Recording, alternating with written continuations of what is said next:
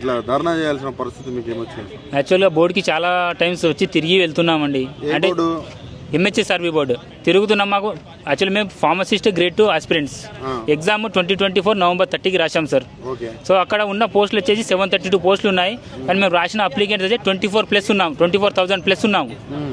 So మాకు 24,000 మంది రాశారు. దగ్గర 2 సంవత్సరాలు దాటిపోయింది. 2 సంవత్సరాలు దాటిపోయింది. రిజల్ట్ రాలేదు. మాకు ఇచ్చింది మేము రాసిన మార్క్స్ మాత్రమే ఇచ్చారు. సో అప్లికెంట్స్ రాసిన అందరు మార్క్స్ ఇచ్చేస్తే ప్రొవిజనల్ లిస్ట్ మా ప్లేస్ ఎక్కడుంది, అసలు మాకు జాబ్ వస్తా లేదా మేము కనుక్కొని వేరే జాబ్ అన్నా చూసుకుంటాం. ఈ జాబ్ కోసం మేము మొన్న జాబ్ వదిలేసాం, ప్రైవేట్లో చేస్తున్న జాబ్. సో అప్పుడు వదిలేసి నేను ప్రిపేర్ అయినప్పుడు ఆల్మోస్ట్ 1.5 year అవుతుంది.